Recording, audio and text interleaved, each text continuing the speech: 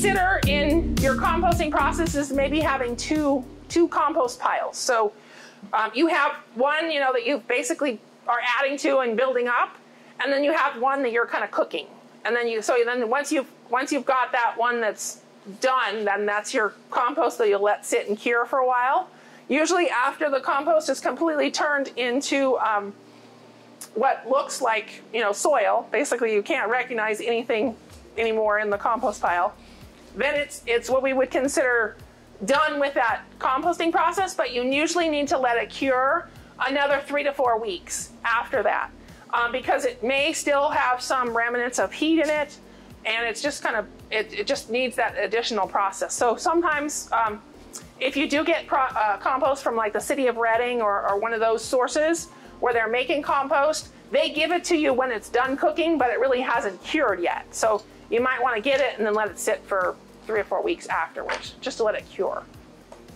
Pine needles, oak leaves, a lot of times people talk about, oh, that's going to make it horribly acidic, I can't use it. There's been a lot of research on that, actually looking at, does it really make it more acidic? And the answer is no, it does not.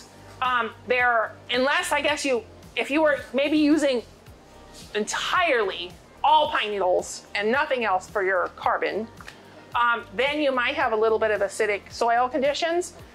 Most of it gets broken down in the process though and kind of neutralized. If it is indeed a little bit acidic, you would always add a little bit of agricultural lime to it as you're applying it to your, once it's cured, you just add a little bit of lime to kind of neutralize it. But the same with oak leaves. They found that the only case I think where I saw where they had higher amounts of acidity is when they were using tan oak leaves, but we don't really have tan oaks around here.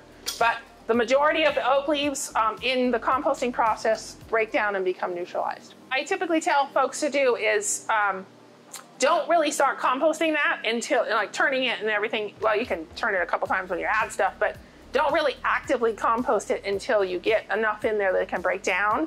And then don't add anything to it, which is kind of a pain because you're trying to use it as your process, but until you get stuff to break down. But with one of those, if you're mixing them, if you're turning it daily and you're adding watching in moisture, a lot of times you can get it to make pretty good compost that you'd still want to cure it for a couple weeks, but it'll be broken down and unrecognizable in 2 weeks. In the summertime, you may have to water your compost every day because it'll dry out, right?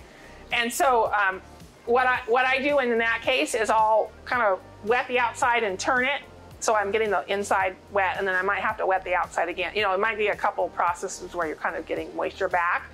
If we get a lot of rain and you want your compost to continue to work over the winter, you want to tarp it so it doesn't get too soggy.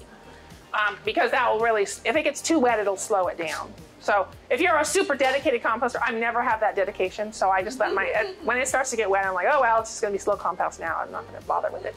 But you know, if you want to be super dedicated to it, you can tarp it and then just, or one of my, if you have a bin or something, then it's not an issue because it's already enclosed. One of my friends has just a board, she's got the more stiff hog wire panels that she uses for hers.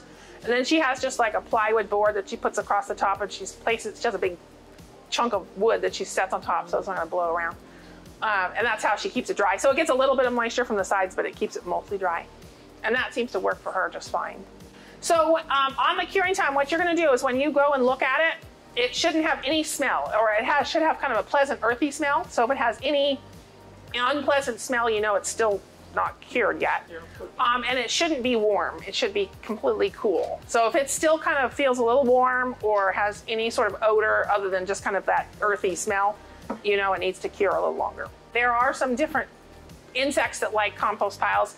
If you, and that's perfectly normal, and it actually is healthy for your pile. It's not a, you know, there's nothing wrong with your compost pile. And it's just that it means that your compost pile wasn't hot enough to kind of deter those things from laying their eggs in the compost. But that also that sometimes can actually add to your compost pile and add additional micronutrients to it. So I know if you can put up with the insects, it's not a bad thing. So, but if you don't want that to If you don't want that happening, you can screen your openings on your compost bin. So you can use like a window screen or something and screen it. So if you don't want, those sorts of things happening. If you are getting a lot of insects that you don't want, some folks will actually pile soil on the outside of their compost pile and to kind of suppress some of those things from laying in there. As long as your soil's not super wet and heavy, that's fine. The air can still move through into your compost pile. You will want to scrape that off when you're mixing it, however.